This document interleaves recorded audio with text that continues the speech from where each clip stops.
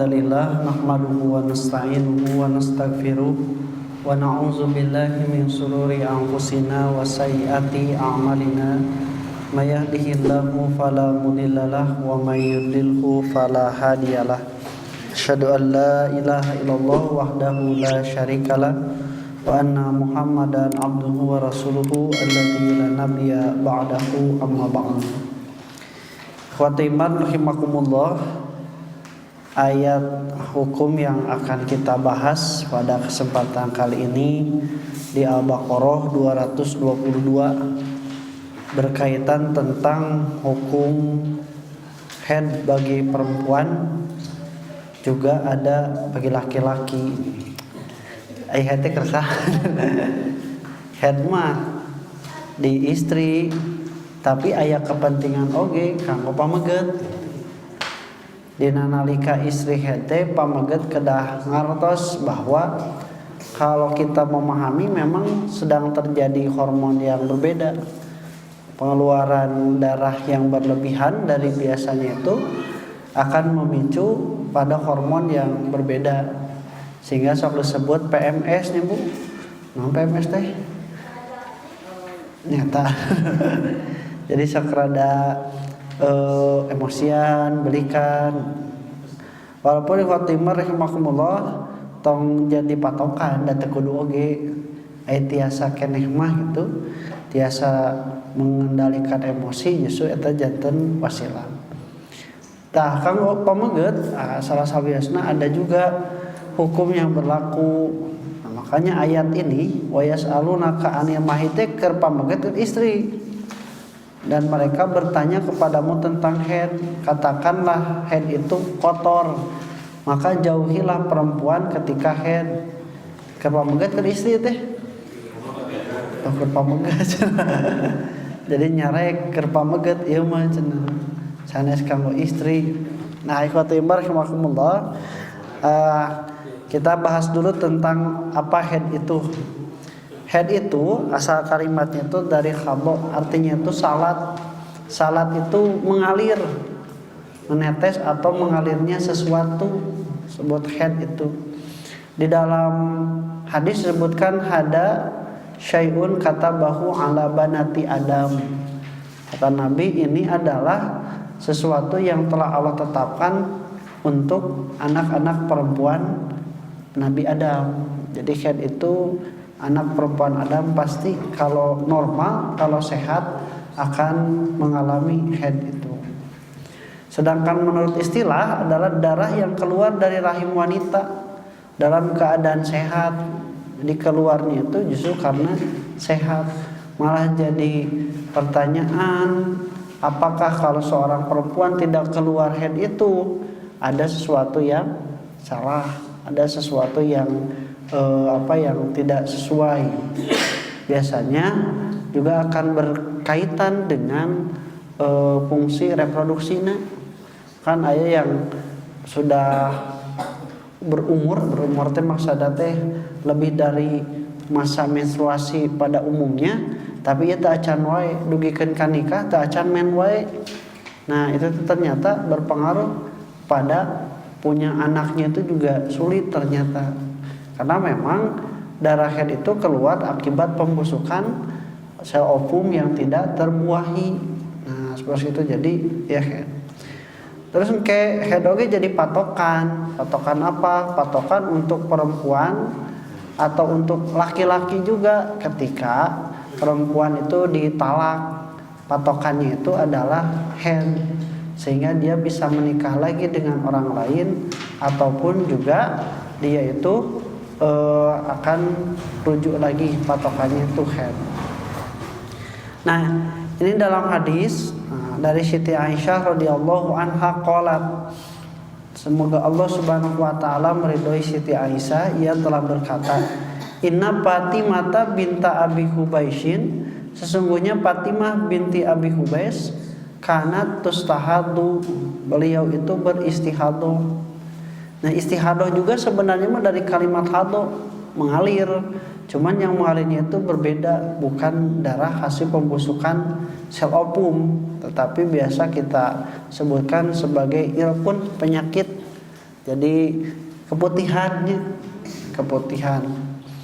Faqala Rasulullah sallallahu alaihi wasallam, maka Rasulullah sallallahu alaihi wasallam bersabda, inna damal haidi, sesungguhnya darah haid itu damun aswadun yu'rafu, adalah darah yang hitam yang telah dikenal. Namun darah hideung warnana naon? Darah hideung warna naon? Warnana teh beureum kahideungan gitu. Kenapa disebutkan darah hitam? Karena asal pokok darah memang beureum. Ketika ada darah yang berbeda, maka disebutkanlah warnanya yang lain. Nah, darah yang hitam disebut nanti damun aswadun. Aya henteu darah nu teu beureum. Darah naon? Eta mah sel, darah putih mah. Sel darah putih, sel darah merah. Darah biru? Oh, sok darah biru ge. Bisa dibeset tentunya. Darah muda. Darah muda mah itu. Aki-aki resep ulin. Darah itu merah karena dia punya unsur hemoglobinnya. Darah merahnya membuatkan darah itu merah. Tapi ketika ada warna yang berbeda, tadi disebutkannya itu hanya damun aswadun, darah yang hitam. Makanya asal pokoknya apa, kemudian ada ciri yang baru. Nah, ciri yang itu bukan menutupi ciri yang pokoknya, tetapi menjadi pembeda bagi yang pokoknya. Cik, aya lalaki jagoan, pantas dah lalaki, ya aya lalaki lain jagoan, non, gituan, namanya itu, nah gemulai, nah itu berarti dia keluar dari yang pokoknya, maka tinggallah nu pokokna naon.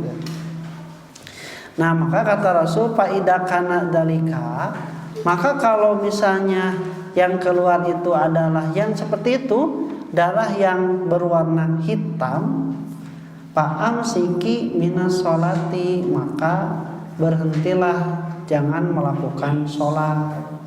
Nah, itu jadi patokan. Nah ini Bu, patokan pertama itu menentukan itu darah haid atau bukan adalah dengan darahnya. Tinggal we darahna mun anu kaluarna darahna kehitam-hitaman yang sudah diketahui, berarti itu sudah mulai haid. Demikian pula kalau sudah selesai keluar ternyata darahnya berbeda. Tadi keputihan teh patokannya itu adalah darah itu. Di darah aja yang paling pokok memastikan itu darah haid atau bukan. Tak kedah apa. Kemudian maka disuruh oleh Rasulullah SAW tidak boleh sholat. Jadi ibu salila haid tidak boleh sholat. Rugi untung.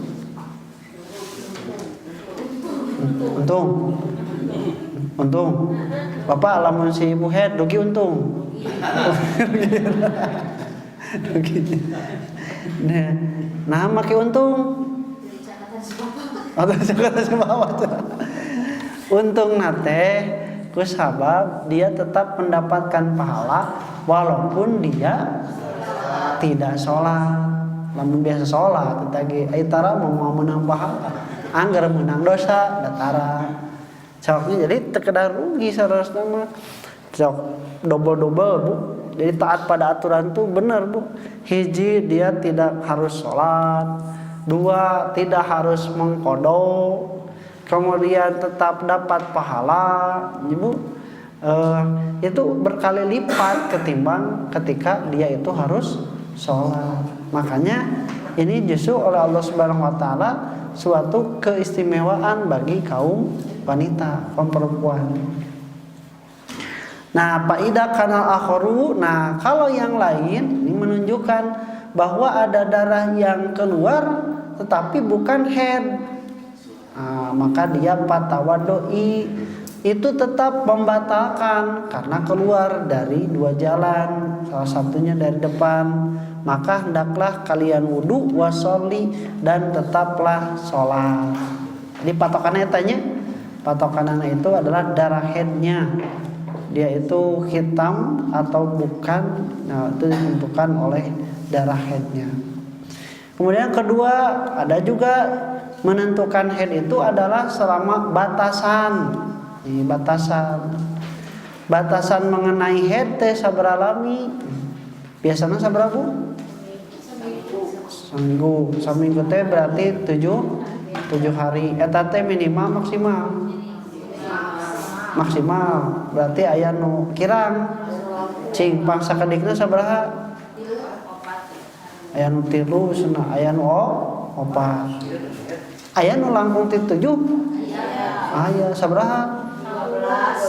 12. Jadi 15.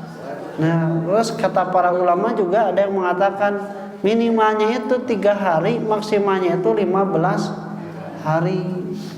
Jadi ditentukannya oleh apa tadi? Oleh darahnya. Sedangkan siklus, nah itu mah biasanya kebiasaan. Rasul menerangkan 6 atau 7 hari itu bukan patokan, tetapi siklus kebiasaannya. Matak tinggal we bapak-bapak gampil, lamun misalna mau kena ngagantung, nah eta teh ciri ini. Berarti si ibu nuju head. Lamun mau kena tos diseueuh, eta ciri ini. Eta teh berarti si ibu nuju head. Kumaha Bu? Kalau laur atuh lamun mutos sepuh digantung wae mah tara salat berarti. Nah, jadi perempuan itu ada monoposnya nya, ada monopos berhenti dari menstruasi. Maka penentuannya dilihat dari kebiasaan dan darah yang keluar. Eta we patokanna darah yang keluar atau juga dari. Nah, dalam buku Al-Fatawa Ustaz Aceh mengatakan kalau biasanya itu misalnya 7 hari kemudian misalnya ada yang keluar, apalagi yang keluar itu bukan darah haid yang secara jelas, maka 23 harinya kalau sebulannya 30 dia tetap melaksanakan sholat. Kumaha Ustaz teh keluar wae tapi tadi istihadah, maka itu tetap wajib sholat. Pada pokoknya dia harus bersih, tapi tidak harus mandi, cukup dengan berwudu saja kemudian sholat. Kan senaramun misalnya hoyong anu langkung praktis, nanti ada jamaah suri namanya teh. Jadi mengakhirkan waktu sholat duhur dan mengawalkan waktu sholat asar, mengakhirkan sholat maghrib dan mengawalkan sholat isya. Nah, mun bade ibak mah lebih mudah seperti itu. Itu salah satu solusinya. Hadis yang kedua, wa an Aisyah radhiyallahu anha, dan dari Aisyah semoga Allah meridhai kepadanya, anak Ummi Habibah binta Jasin syakat ila Rasulillahi sallallahu alaihi wasallam adama. Sesungguhnya Ummu Habibah binti Jasin mengadu kepada Rasulullah sallallahu alaihi wasallam tentang darah. Faqala, maka Nabi menjawab, umkusi kodro maku kanat tahbisuki haidatuki. Maka berhentilah seukuran yang biasa menghalangimu oleh haidmu. Sumagtasili, kemudian mandilah, pakanat tagtasilu kulla sholatin. Tetapi Ummu Habibah mandi untuk tiap-tiap kali sholat. Jadi Ummu Habibahnya, jadi ya mah istihad Ummi Habibah yang ingin mandi tiap kali sholat karena takut tadi ternyata masih keluar darah haid. Kan sok aya ragunya, sok mangmang kita tes teu kaluar deui, tes bersih, enjing nate kaluar deui sanajan sakedik. Tah ibak deui Ustaz kumaha dosa teh salat nu kamari? Henteu, margi urang sudah pada patokan tidak keluar dan juga sudah selesai siklusnya. Entah kalau keluar ibak deui we bebersih. si bapak kumaha Ustaz dosa teu sanua. Kalau misalnya sudah mandi kemudian melakukan hubungan suami istri dan ternyata esok harinya masih ada yang keluar, kita juga tidak berdosa karena patokannya sudah ada. Atau ngawat bapak bere ngawahan we sabaraha 15 poe lain ngawahan atau mau sadinten atau dua dinten tidak jadi masalah sebenarnya mah. Tapi Islam justru sudah jelas lamun misalnya tos selesai siklusnya itu berarti sudah boleh sholat. Boleh sholat berarti sudah boleh hubungan suami istri. Kumaha lamun keluar deui terjadi dosa sholat atau hubungan suami istri karena patokannya sudah dipergunakan. Sholat atau bersih atau sudah siklusnya sudah selesai. Eta robi-robi teh bukan siklus haidna. Maksud teh lamun biasa 7 aya sok nabihan tong irangan. Oh gitu, berarti siklus anu pokokna mah aya tapi nu biasana aya biasa 7-nya bisa kapun jadi 8, salapan. Nah, jadi eta nu pokok nu dijadikan patokan teh siklus teh. Bapak-bapak mah insyaallah langkung terang. Nah, ikhwatimah rahimakumullah. Ya, maka ini dilakukan oleh Ummu Habibah mah mandi we tiap. Tapi kan mandinya itu harus harus mandi besar kalau untuk menghilangkan dari hadas besar. Nah, makanya juga ini tidak memberatkan. Nah, ikhwatimah rahimakumullah, oleh karena itu ada beberapa hukum yang berkaitan bagi orang yang haid, bagi perempuan yang haid itu. Satu yang dilarang itu adalah jima atau bersenggama. Itu tidak diperbolehkan ketika dalam kondisi haid. Ini berdasarkan ayat Al-Qur'an di Al-Baqarah 222. Wa yas'alunaka 'anil mahidi, dan mereka bertanya kepadamu tentang haid. Sababun nuzul ayat ini rahimakumullah karena tentang orang-orang Yahudi yang menganggap bahwa perempuan yang haid itu kotor, najis. Sampai ke orang Yahudi mah lamun misalna istri nuju haid terus istri eta teh kulem dina kasur eta cengkat si bapak teu apaleun yen eta teh tos dikulman ku istrina nu haid kemudian tidur di sana tah si bapak oge sarua eta teh kotor nepikeun ka engke magrib. Jadi dalam keadaan najis tidak boleh sholat. Itu ada dalam kitab imamatnya, dalam kitab imamat ke-15 katanya dalam perjanjian lama orang-orang Yahudi itu sampai seperti itu. Bahkan sampai menjauhkan perempuan-perempuan yang haid. Jadi samingguan mah Bu diasingkeun we. Sampai berlebihan tidak makan dengan lam yuakiluha, tidak mau makan bersama perempuan-perempuan yang sedang haid gitu. Aya Nasrani mah tibalik teh. Orang Nasrani mah perempuan sedang haid oge teu jadi halangan untuk melakukan hubungan suami istri. Nu hiji mah apik teuing, nu hiji mah corobok jorot. Maka Islam itu lahir dengan pertengahan. Di Islam itu diperbolehkan sesuatu kecuali nikah. Nikahnya maksudnya berjima. Maka kata Rasul, isna'u kulla syai'in illa nikaha.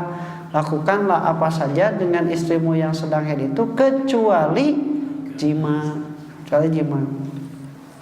Siti Aisyah ketika sedang haid, kusabab stigma dari orang-orang Yahudi itu mengatakan kotor bagi perempuan yang haid. Ketika Siti Aisyah mengambil sesuatu dengan tangannya, maka kata Siti Aisyah ketika Rasul akan mengambilnya, aku sedang haid. Maka kata Rasul sebenarnya haidmu itu tidak ada pada tanganmu. Jadi haidmu teu aya dina panangan. Jadi teu nanaon maksudna teh. Namun misalnya seorang perempuan itu sedang haid, biasa berpegangan, bersentuhan, makan atau tidur. Da anu najis mah bukan perempuannya, tetapi darah haidnya. Nah, maka dikatakanlah oleh Rasulullah SAW, lakukan segala sesuatu itu ketika istrimu haid itu kecuali nikah. Nah, para ulama berbeda pendapat. Namun seorang perempuan sedang haid, apa saja yang diperbolehkan oleh bagi suaminya dari istrinya? Maka ada pendapat yang mengatakan mapau kol izar. Jadi anu diluhureun sarung ka luhur, ta eta mah meunang. Jadi sapotong we hoyana. Mohon hoyana sapotong. Tah kahandap mah teu kenging. Nah, itu berdasarkan dalil bahwa Rasul itu ketika mendatangi Siti Aisyah, maka Siti Aisyah memakai sarung dan itu tidak dilepaskan. Tapi ada juga yang mengatakan bahwa kata Rasul itu ilan nikah, kecuali yang tidak diperbolehkan itu adalah jima, maka yang tidak diperbolehkan dari seorang perempuan itu adalah farjinya. Jadi sampean kuku mangga itu tuur bitis itu diperbolehkan karena memang yang dimaksud Rasul ilan nikah itu adalah hubungan itu jima, dan jima itu dikatakan jima ketika dua parji sudah bertemu. Tah eta salangkung ti eta mah tidak disebut dengan jima, maka diperbolehkan. Nah, yang paling selamat kata para ulama adalah dengan memakai sarung, karena kita juga menjaga supaya tidak kabablasan.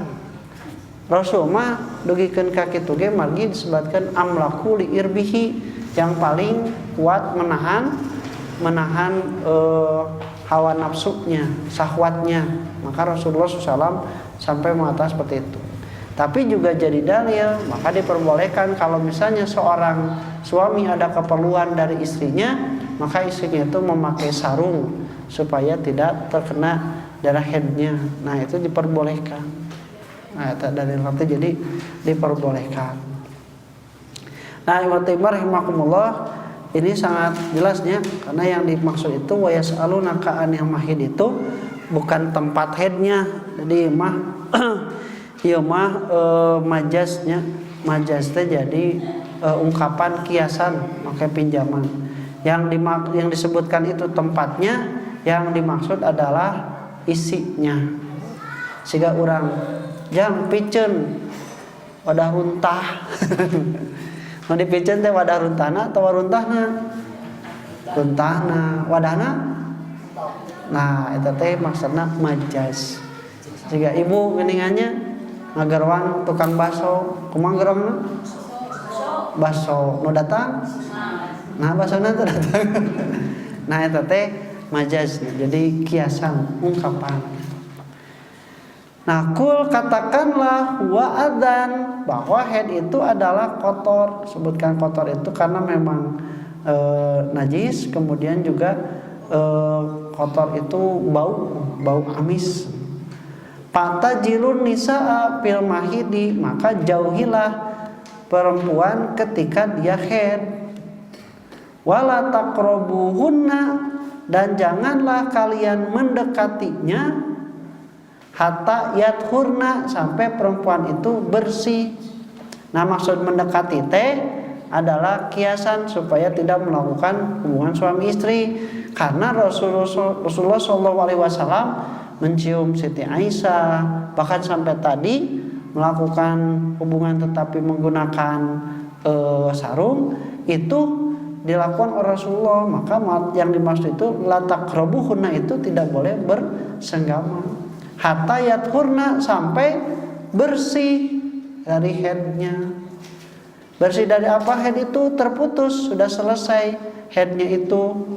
Sudah boleh belum? Sudah boleh? Belum. Belum. Jadi kalau perempuan itu sudah selesai haidnya tapi belum mandi, itu belum boleh, karena ada kalimat faidah tatoharna. Kalau istri-istri itu sudah mandi, baru boleh fatuhunna min haitsu amarakumullah.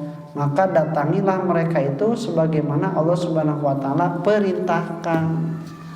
Jadi tidak boleh, dosa hukumnya kalau misalnya masih mendatangi dalam keadaan haid atau sudah selesai haidnya tapi belum mandi, belum bersuci.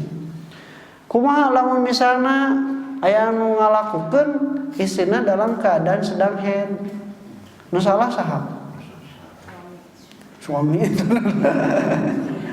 Suami. Nu salah saha duanana we. Tapi sebenarnya kalimat la taqrabu di dalam Al-Quran itu biasanya berkaitan dengan syahwat. Wala taqrabu zina, jangan mendekati zina. Kemudian juga wala taqrabuhunna, jangan mendekati istri ketika haid. Jadi konotasi taqrabu di dalam Al-Quran itu biasanya berkaitan dengan syahwat. Kaitan dengan syahwat. Nah, oleh karena itu, kalau misalnya ada yang melakukan, nah, dalam keadaan istrinya sedang haid, maka ternyata ada hadis yang mengatakan bahwa harus yatasaddaqu bidinarin au nisfi dinarin. Harus bersedekah dengan 1 dinar atau setengah dinar. Sebenarnya setengah dinar itu dinar ieu kapungkur. Dinar kapungkur. Di lamun dinar itu sekitar sebenarnya 4,5 gram. Di sedekahna eta kiparatna itu. Tapi hadisnya itu ternyata dhaif. Jadi hadisnya dhaif, tidak bisa dijadikan landasan. Kalau ada yang melakukan itu dia berdosa, tetapi tidak harus membayar kiparat. Kalau ada yang melakukan seperti itu, melakukan hubungan suami istri ketika istrinya sedang haid. Innallaha yuhibbut tawwabina wa yuhibbul mutatahhirin.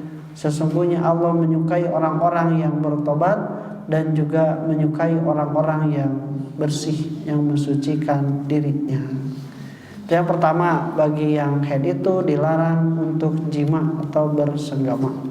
Yang kedua, juga dilarang mengerjakan sholat dan saum.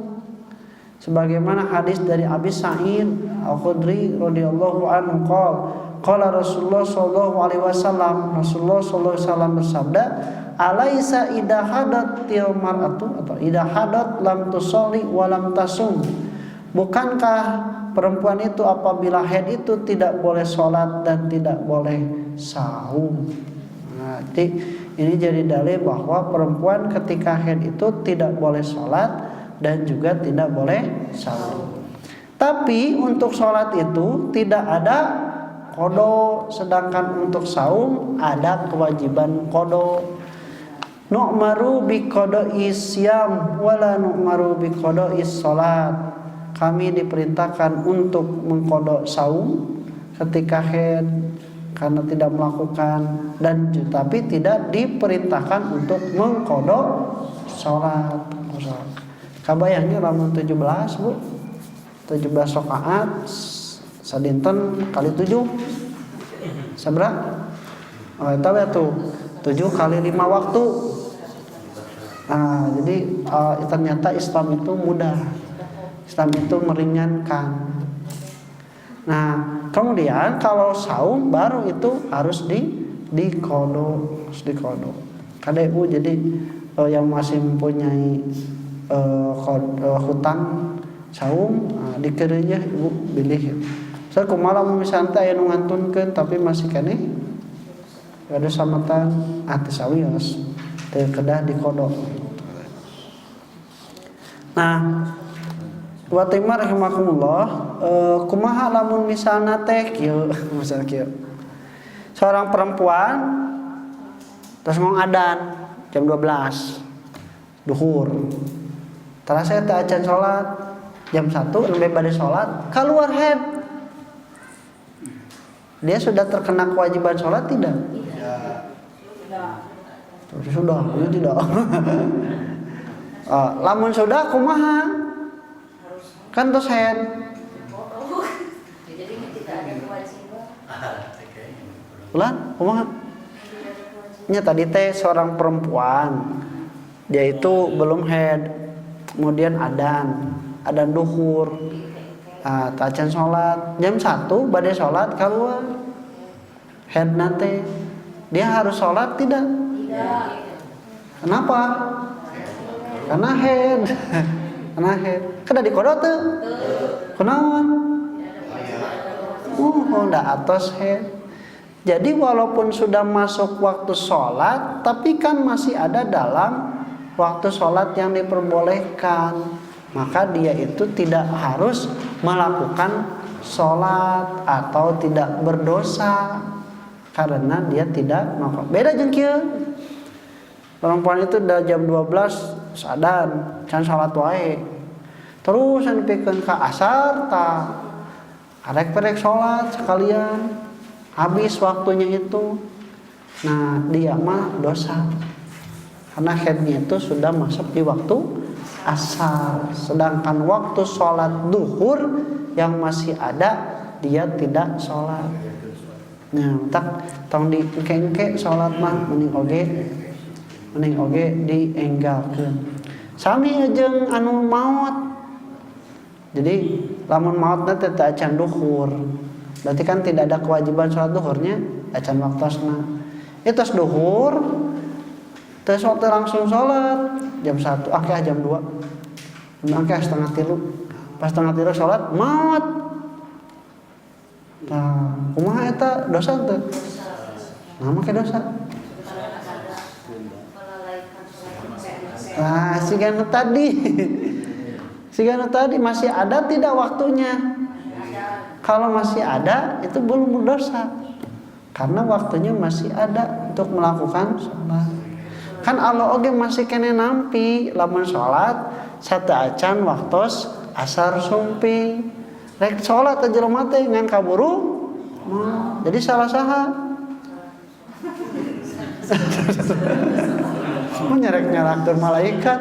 Nabi mah dipiwarang jam sakieu. Nabi gerek sholat mungkin bukan salah. Jadi tidak ada sebenarnya tidak ada kewajiban karena sudah terputus oleh kematian. Atau lamun misalnya kitu mah urang oge pas saum masih kena boga sambetan.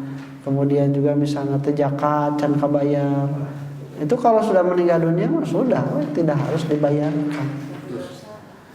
Tidak harus dibayarkan punya kewajiban hutang saum. Oh iya. Mohon. Masih dosa enggak? Henteu.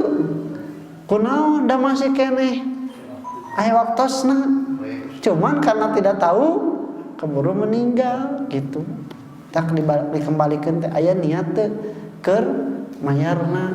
Lamun aya mah bisa disegerakan. Tapi kan urangnya tetiasa jadi patokan misalnya teh aya nu tos niat tapi teu acan kabujeng, teu acan sehat. Nah, makanya oleh Allah Subhanahu wa taala qada saum itu muasa, dia tuh luas, tidak terbatas waktunya. Maka selama seseorang itu masih punya hutang kemudian meninggal dunia, tidak ada sebenarnya harus diqada. Walaupun ada hadis yang sahih, man mata wa alai siyam soma anhu waliyuhu, tapi karena bertentangan dengan ayat yang mengatakan wa alaisa lil insani illa masa'a, maka Dewan Hizbah itu memutuskan tidak harus dilakukan qada saum. Hutang naon Pak Ji? Oh, hutang hartos. Kalau hutang hartos mah kan ada warisan.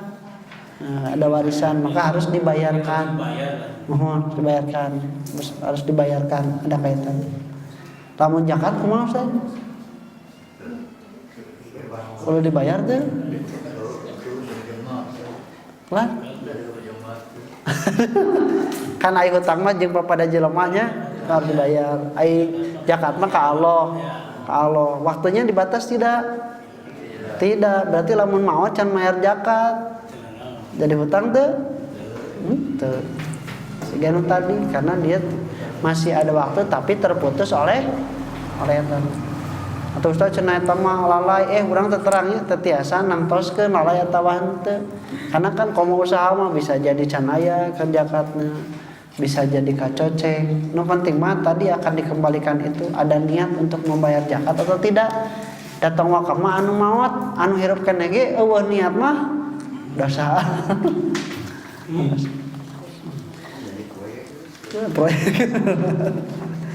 Nah, kemudian dari hadisnya yang kedua, wa an Aisyah radhiyallahu anha qalat, dari Siti Aisyah semoga Allah meridhai kepadanya, ia berkata, lama jina syarifah hidup, tatkala kami sampai di Syarif saya head. Faqala Nabi sallallahu alaihi wasallam, maka berkata Nabi sallallahu alaihi wasallam, if ali ma yaf'alul hajj, lakukanlah apa yang dilakukan oleh yang melakukan haji, ghairu alla tatufi bil baiti, kecuali engkau melakukan tawaf di Baitullah hatta tathuri, sampai kau itu bersih. Cing, ai anu head kenging tawaf. Kenging. Bedanya. Ai anu head kenging salat. Teu kenging, kenging saum. Ai tawaf kenging teu. Kenging. Nah, mah gitu. Nu teu kenging mah abus ka masjid. Bisa teu tawaf di luar masjid. Mohon berarti nu teu kenging mah naon? Eta lebat ka masjidna. Kan anu saja nama wukuf di Arafah, sa'i, kan mau haji juga boleh kan? Tawaf mah lain salat.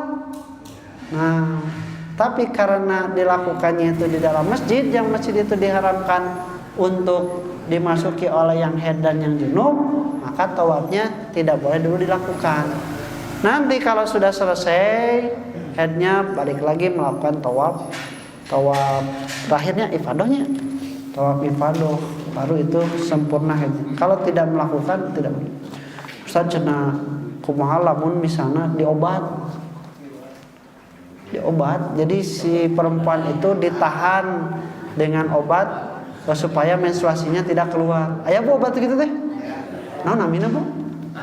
Gini periogi. Aya obatna? Aya cenanya. Kalau misalnya benar ada, boleh tidak?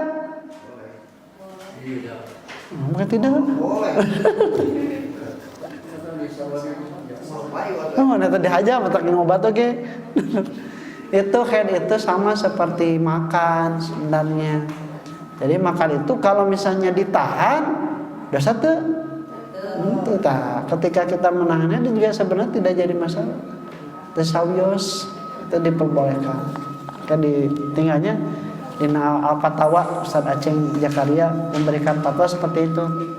Tidak jadi masalah kalau misalnya orang memakan obat penunda haid, kalau misalnya diizinkan oleh dokter medis dan tidak mengganggu terhadap kesehatannya. Berarti saum itu ini hoyong tamat ya sasasi. Ditahan haidnya seperti itu nuang-nuang. Mohon seperti tadi kayaknya kedudukannya sama gitu. Nah, orang tujuannya naon gitu nya. Justru Allah Subhanahu wa taala teh urang ieu teh lamun urang masih gene gaduh emutan saum tamat teh jeung saum anu bocor teh beda pahalana lepat. Atau keur naon aya rukhsah. Justru ayana rukhsah teh, ayana qada, ayana fidyah teh status kedudukannya itu sama. Dia melakukan kewajiban saum.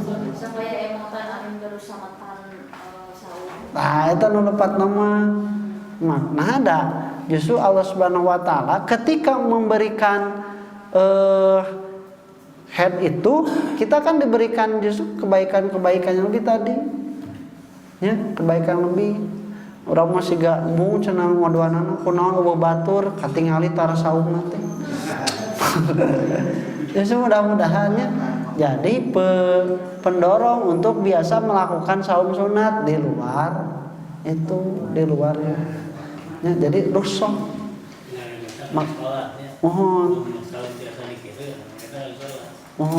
terus jadi sholat oge yang mata kadinya tahan mohon so aya nu gitu abi rek nuang obat ame sholat teras tah aya justru rek merdeka ya teh. Nah berarti orang masih kene berkaitan aja naon kahoyong nyarira bukan terhadap aturan. Ustaz, tapi ya sebagian Ustaz ada memperbolehkan wanita haid masuk masjid asal jangan mengotori. Amun saya tadi nu kaopatnya. Nah, wa timar rahimakumullah. Nih, tadi tawaf sudahnya nu kaopat, berdiam di dalam masjid terkecuali sekedar melintas. Masjid mana? Masjid mana we ieu mah? Ini dalam An-Nisa ayat 43. Ya ayyuhalladzina amanu la taqrabus sholata wa antum sukara. Wahai orang-orang yang beriman, janganlah kalian sholat sedang kalian dalam keadaan mabuk. Hatta ta'lamu ma taquluna, sampai kalian itu mengerti apa yang kalian ucapkan. Pika sadar maksudnya. Wala junuban, dan tidak boleh juga masuk masjid dan sholat bagi yang junub ila abiri sabilin, kecuali hanya menghampiri masjid saja, ngalangkung. Hatta tagtasilu, sampai kalian dalam keadaan mandi. Nah ini juga sudah jelas bahwa orang yang junub itu yang berhadas besar tidak boleh itu ke masjid apabila berdiam diri. Ya kira ngiring pengawasan, ngobrol, berdiam lama itu tidak boleh. Ya, aing ngalangkung mah itu diperbolehkan, ada ilahnya. Lalu dijelaskan lagi oleh hadis Rasulullah SAW dari Siti Aisyah. Inilah uhillal masjida li haidin wala junubin. Aku tidak menghalalkan masjid untuk yang haid dan juga untuk yang junub. Ini jadi dalil tidak diperbolehkan masuk.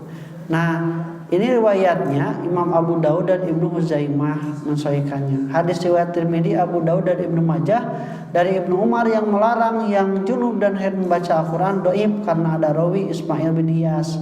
Tapi kita mengambil yang ini yang sahih dari Abu Daud. Nah, kumaha Ustaz cenah kusabab tadi tekenging ka masjid teh bisi ngotoran. Nah, ini puntennya siga anu nyangki yen para istri orang-orang beriman itu jorok. Komo nepikeun ka Siti Aisyah, sahabat Nabi nu istri jorok. Zaman kapung ya punten da tos aya pembalut teh. Nya. Terus aya pembalutnya yang beda we. Dugikeun dari sebatkeun cenanya siyabul haidi, baju khusus untuk haid. Untuk apa? Nya tadi supaya henteu menetes sembarangan atau datang wakam di masjid di tempat nu sejen da taraka tinggal da apik atuh aya lain teka tawismah itu teka tawismah. Nah maka itu kalau misalnya masuk ke dalam masjid tidak boleh itu karena takut menetes. Kumaha lamun misalna aya nu tos teu menetes masih boleh? Tidak, tetap, karena yang dilarang itu adalah kondisinya, bukan darah haidnya. Darah haid mah menang aya di masjid. Ini darah haid menang aya di masjid. Hah? menang teh darah haid mah lain jami teu kenging taklif. Di mana aya darah haid di masjid tinggal dibersihan tong dicarek dah hese nyarek darah mah. Oh misalnya teh bilih gitu aya kan darah haid tina acukna kacanda ka masjid trak dinya teu kudu ku istri wae teh istilah nama nya siga tai kotok menang di masjid. Menang. Tenang naon da tai. Ngan lamun misalna mamawa tai kotok ka masjid, da meunang eta mengotoran masjid. Ya, jadi taklifnya itu kepada orang, bukan darahnya atau bukan kotorannya. Kan dikatakan seperti itu, lihaidin untuk yang head, wala junubin untuk yang junub sok. Komo anu junub mah kan si si air maninya itu tidak najis. Namun tidak najis kabawa salat oge di masjid teu naon. Tapi justru nu dilarang teh kondisi orangnya yang sedang dalam kondisi junubna. Junub jeung teu kudu diumumkeun komo ditanyaan junub teu entok teu kedah geus ngalarti kitu nya geus jadi tanggungan dosa masing-masing lamun misalna apal. Kecuali lamun aya alat pendeteksi khusus keur anu junub jeung haid eta mah canggih mangga dicarekan ke. Nah, Imam Taimiyah rahimahullah, jadi itu ya, berdiam diri di dalam masjid itu tidak diperbolehkan. Makanya ada tempat-tempat yang disediakan untuk perempuan yang sedang haid supaya masih tetap bisa mendengarkan pengajian tetapi bukan di masjid. Nah, kemudian bagaimana Ustaz hukum membaca Al-Qur'an bagi yang haid? Ibnu Abbas membolehkan yang junub membaca Al-Qur'an. Dalam Bukhari Muslim juga sepakat tentang hadis Rasul yang membolehkan segala hal yang dilakukan yang haid ketika haji karena tawaf di area masjid. Karena membaca Al-Qur'an salah satu amalan utama dalam ibadah haji, maka ini jadi dalil boleh perempuan itu membaca Al-Qur'an dalam keadaan haid. Kayak macana atawa nyempengan mushafna. Anu suci teh mushafna atawa eusina? Anu urang saya geuningannya murag atawa katica suhun ciuman. Nah, itu apa yang itu yang dilarang itu? Nah, dulu mah itu yaqra'una Qur'ana, membaca Al-Qur'ana, bukan berkaitan dengan mushaf. Da mushafna oge paling ditemukan pada sahifah, yang sahifah itu justru tina tulang, tina kayu gitunya, tina kulit. Anu saha mah kulitnya di mana? Jadi yang sebenarnya itu adalah membaca Al-Qur'an. Membaca Al-Qur'an juga diperbolehkan.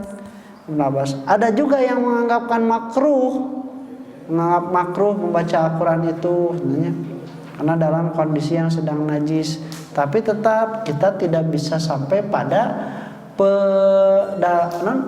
pengambilan kesimpulan bahwa yang haid itu haram membaca Al-Quran.